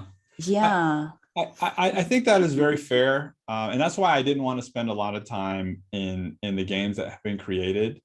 I think there is a place for games, and I think that many people will enjoy those, but there is a lot of potential for other experiences, and I don't think we've seen those. I don't think we've seen all of what's capable in VR, and definitely not what's capable in Sandbox. So one example, you mentioned art, right? So I remember years ago, I had a VR headset and I was looking for like some free applications to try out. And there was like an immersive, forgot the artist's name, but so anyway, he or she's very famous with these different types of paintings, and very kind of abstract, otherworldly look to it. I remember my sister had like a reproduction of one of the paintings, and it just so because I had the connection with my sister, I saw it in the store. I downloaded it and tried it out, and it was actually really amazing because now you're able to enter those paintings and you could see the strange beasts from all angles, and it was, you know, this larger than life, you know. So I think there's a big place for the best parts of humanity to also be reflected on these platforms as well. And I would really be sad if all we could do was kill zombies. And you know, I think the fact that we couldn't share that virtually. So like, let's say you had a meetup in this painting, or even just as valuable, maybe you are teaching a class, you know, and the painter is like in India and they're joining, and then, you know, students from all over the world are joining, and they're talking about this painting and this creation, and, you know, what was the inspiration, what went on in this process, and, you know, all of that. Like that's one of the things that you could do with a platform like this. Now, it will be different if you're only living in a voxel world, right? And that's again why I think the interoperability is so important, because I might want to go to the high def world. I might want to go into the photorealistic world, right? And I think you should be able to do that. So I'm 100% with you. If all we're doing is playing these type of small games, then no, I'm not too interested in it, but I don't think that'll be the limitation of it. I hope not. Yeah, cool. Thank you. Jim? I think Dom has hit upon a key point here, and that is this leads to whether these different metaverses are going to survive or not, which ones are going to survive and which aren't. What kind of content do they have? Do they have compelling enough content over a long period of time to keep drawing people? Because if you're not drawing people, then it dries up. And so, you know, one thing that's interesting to think about, are you going to find like Instagram inside the sandbox? I don't think so, because that's not a Meta product. So, you know, Meta is going to try to hang on to those properties and integrate them with their own metaverse. And the other guys are going to have something else. And like you say, playing those games, when I was sort of looking at this stuff, I went to a YouTube video to see sort of a representative sample of the games, and somebody was playing a game and I was just about to die, you know, watching these games over and over again and stuff. So I think that's a big factor. How can they get content? I think Warner Music is in the sandbox, and so that's going to help. Maybe the concerts will be a big draw. What will be the biggest compelling content that they will get? I guess there's Snoop. Maybe Martha Stewart will follow him. I don't know. But so two things come to mind. So the first thing is I was watching a video clip of someone playing a VR horror game. And this may be a tribute to immersion and how powerful immersion is. But, you know, this person was terrified of what was around the corner, and their family were laughing at them. Like, come on, just go. And they were terrified. They were like, their feet were glued to the floor. They could not move. So it's those kind of experiences that they're just so incredibly valuable, right? You can't, and again, it might be attributed to the immersion. And that's why I really want to see these metaverse games actually make it to a VR platform. Was that particular game in the sandbox? Nope. This is totally VR, absolutely. Oh, okay. Any of this stuff. Well, what I'm getting at though is that I think there's a potential even for like a light gamer or like a non-gamer to find value in the digital world. And maybe Sandbox is not the right place. But the second thing I would say is when in my talk, I talked about the diversity of experiences that are possible. So there's one game that my daughter really enjoyed, and my daughter and son played a little bit.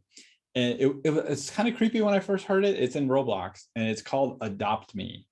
And basically you could choose whether you're a parent or a child, and you could go and go to their home, and you could say, hey, can you adopt me? Or like, hey, I'm open to adopting kids. And they would fall into this role play. Okay, you got to go brush your teeth. Dinner's ready. Do this, blah, blah, blah. It was so strange to me because I was like, when I tell you to brush your teeth, you give me crap all the time. Now you want to go play a game where you do it and you're okay with that. But there was just a strangeness of the role playing, and they enjoyed it and they had fun with it. Huh. That is so beyond me. I would have never thought that would show up. This other application where my daughter is like training to be an architect almost. I was amazed. Like I have an idea for a rental Airbnb like glamping thing, and I don't have the 3D art talents to do it, but I wanted to sketch out some rough ideas. And so with her in Roblox, we built the darn thing. And I was like, this could be your job. Like I would have paid you $500 for what you just gave me. Like this is a real thing. So I think and this is why I tried to draw on those other games, because the sandbox doesn't have these elements in it yet. It's not compelling at all, but it is a fertile space. The ground is there, the rules are there.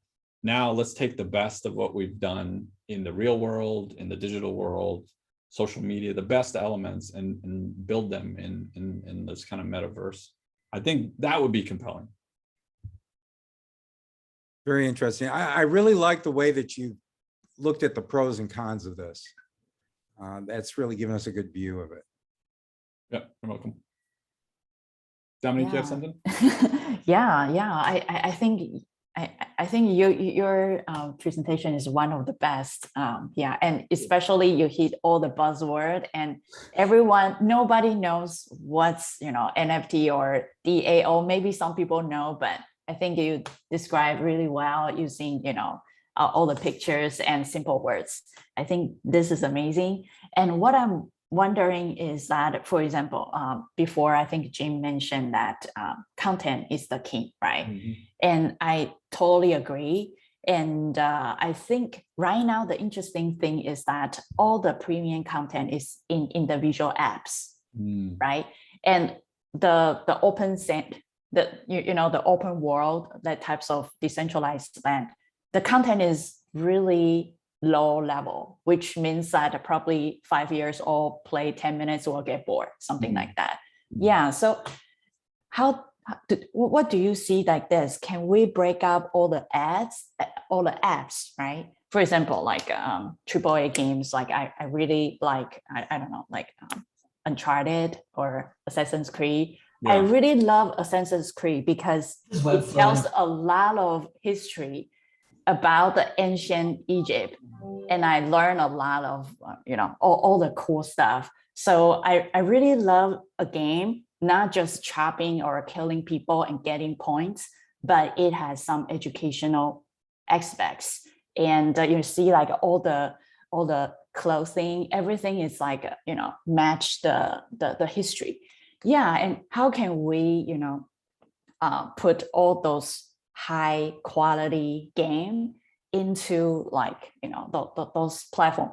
The reason why I don't really want to learn like Sandbox or something is just, come on, it's just, I don't know. Yeah. I feel like I don't even want to, if it is an app, I don't even want to download it and play. It just, yeah, I don't know. Yeah, nothing I can get.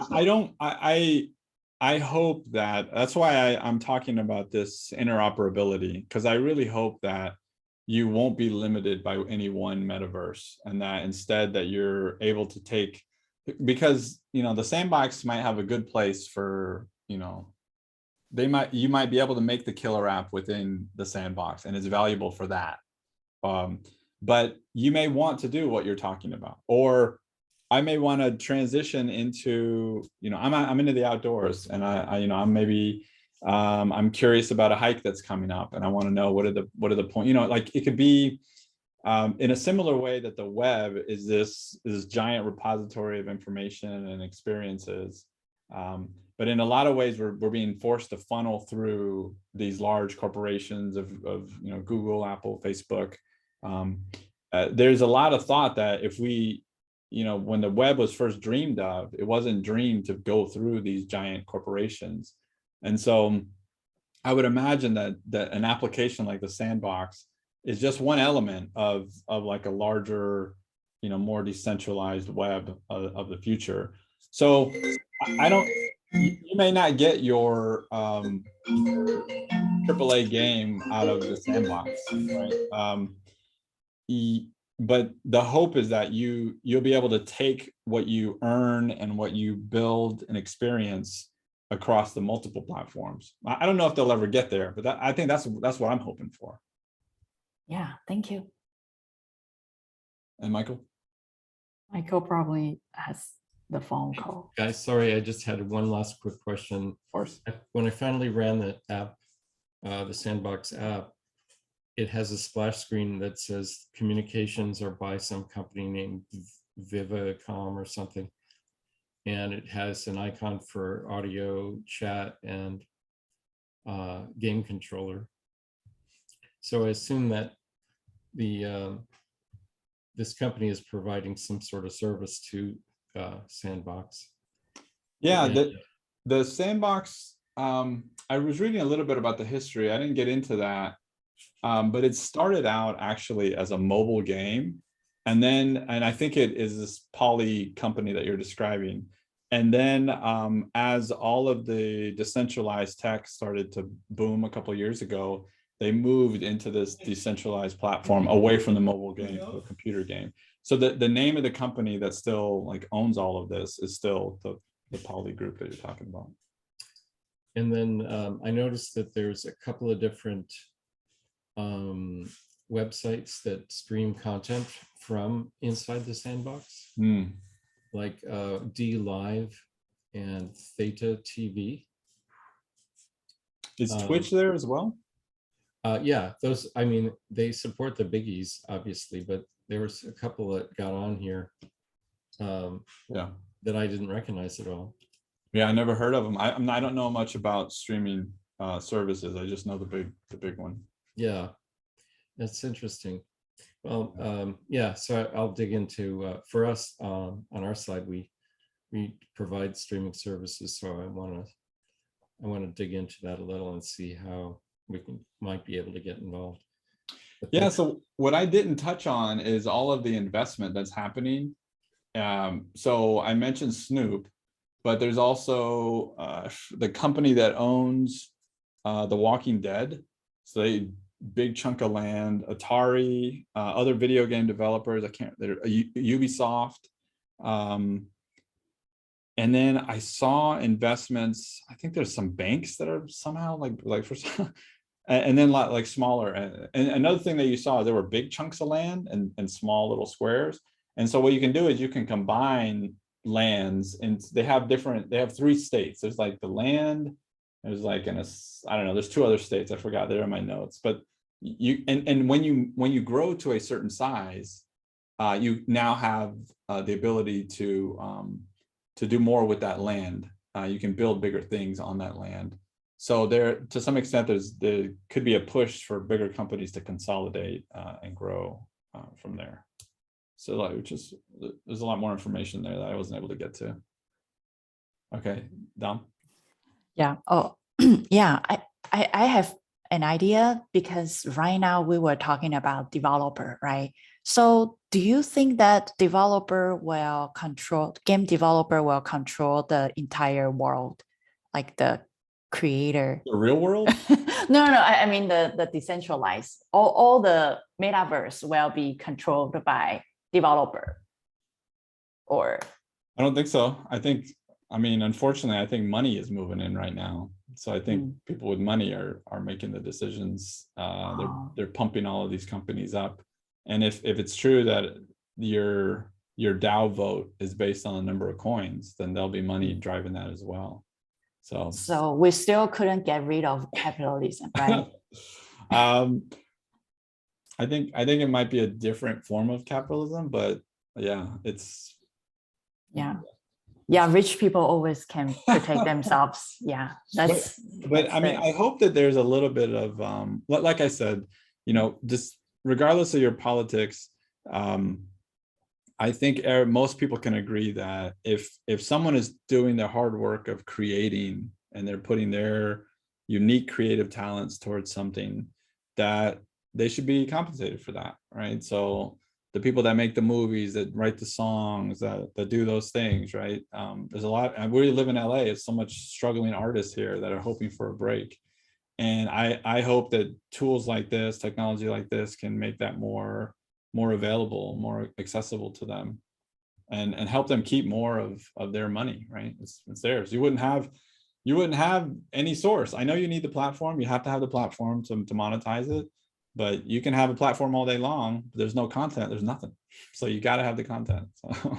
Yeah, and do you think that future will be something similar to Ready Player One, which we forget or mess up the physical world, and we just indulge ourselves in the purity pleasure of the virtual world? Okay, you gotta be careful, because we could talk another half hour on this one. So the reason why I care about, I don't game, but I really want to see the augmented world. And I don't think you can get to the augmented digital twin of the world. I don't think you can get there unless you figure out what we're talking about today, like the creation of digital assets, the question of law also comes up when you're talking about the augmented world. So let's say I owned the augmented world around Dodger Stadium, and let's say I was like, whatever, some other baseball team, and I plastered in AR, I plastered all this anti-Dodger stuff, right? And Dodgers didn't even know about that, but the fans, the you know, the other team's fans, the Boston fans or whatever, they're looking and they're laughing at Dodgers, you know, like who owns the right to the geospatial land around the Dodger Stadium? So I'm fascinated by how all of the benefits that we get when we look through a computer screen, like we can have the information sent to us, we can make more, you know, better decisions based on that information. I want that in front of me, and I want that information here. Also in entertainment as well. I don't want to have to look at my phone. I don't want to look at my computer. And I want to look at the normal world, but I want to be able to like accentuate and add to that. And so you'll need creators to do that. You'll need people to make those digital assets. I want to be able to look at a human and being able to like see, oh, I can see your LinkedIn profile here, but not in words. Like I see your badges. Oh, you worked on this space satellite program. That's awesome. You know, like all of these elements can play in the real world in an augmented state. And then I don't think we'll let the world fall apart, right? So I don't like the idea that we're trapped away in VR all the time. I think if you can solve it here, you can bring that into the real world through augmented reality. And then we'll keep an eye on what's going on out here too. Yeah, cool. I could jump in real quick on that because we've worked with a number of spatial computing companies, and it seems like it's the same as these virtual worlds where every silo, every company, every platform has their spatial map of the world. Mm-hmm. So it just depends on which app you're running on your phone or in your AR glasses as to which AR experience you have. So if you go to the Dodgers and you're using the let's say the Boston app that you said, then you'll see the Boston geolocation AR experience. If you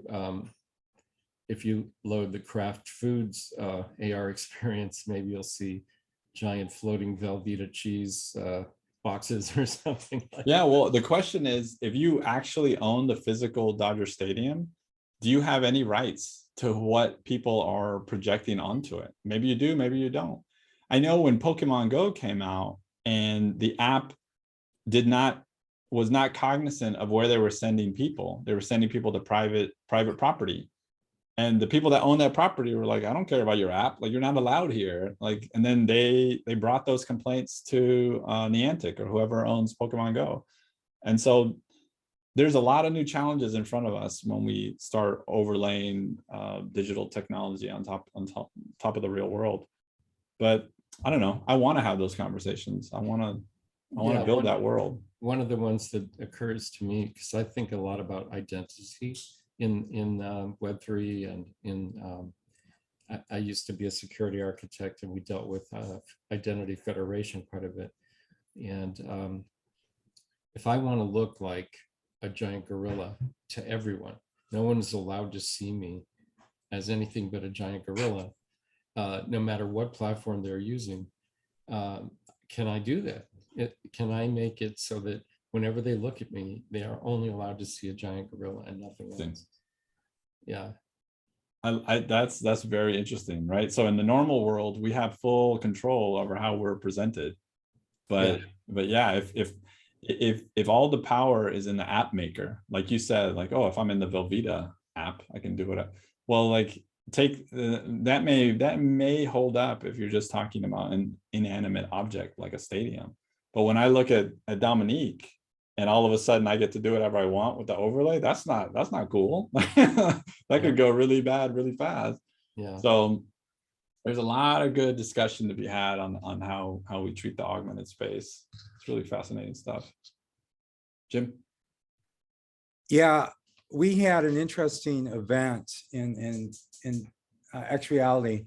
It's called Expanding Historical Narratives Through Augmented Reality. And that was a speaker named Lexi Cleveland. She's vice president of client services at a company called Art Glass. And they hold augmented reality tours in different areas. And so they're having, like, let's say a tour of Black history in some polarized area or something, for the most part, the people in charge of that area know nothing about this. So they don't know that any of this stuff is going on. And I thought it was sort of great that they're able to go off and do these things. And, maybe at some point, somebody will try to enforce permitting of augmented reality tours or something like that. Yeah. But for the time being, they can do what they want. And there's not really much control over it. So it's sort of an interesting thing. I just thought of like, how you on Airbnb, not only locations, but they sell experiences. It's like, I just thought like, what if you just sold augmented reality experiences and you like unlock them for a certain time period? Yeah. Yeah, my wife and I have one that we want to do. We go and walk the dog here in this woodsy area every day for about 3 miles, and we want to have the native birds appear and sing in the trees and learn about what animals are there, show the snakes crossing the path or the different lizards, and just so you can learn about the natural environment where you're hanging out. I love that. Dom? Yeah, actually, when Michael was talking about it, and I kind of forgot my question. Okay, forget about it. Let me recall it. Yeah. Yes, this is good stuff. Yeah. I wanted yeah, to. I think I kind of forgot. Yeah. It's fine. Just ignore. Just ignore. Yeah. Okay. I'll put up my. Oh, sorry. I included music for the beginning of the talk. All right, so I'm going to put my little screen up here. I'll share my desktop one last time. All right, so that's my face. I'm Oscar Castillo. I'm including my email address and my LinkedIn, although don't judge me on my LinkedIn because I haven't touched that thing in years.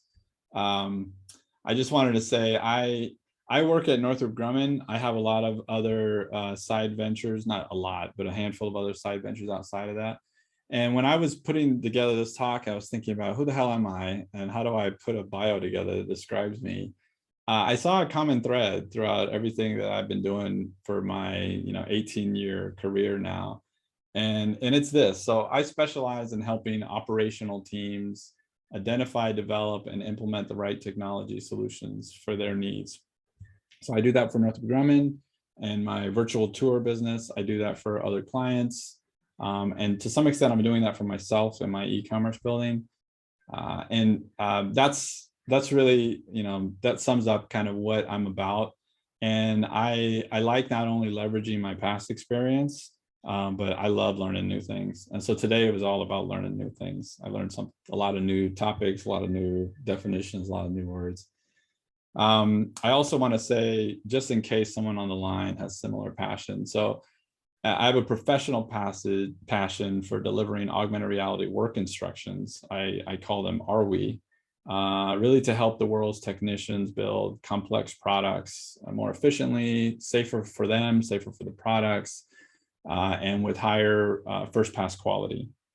This is very relevant to me. I work in aerospace. We make space products for national defense and for the exploration of the universe, the cosmos.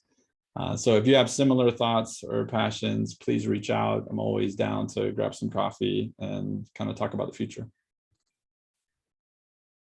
Oscar, I think last week we had another speaker called Alex Gober, and he is currently work for Blue Origin.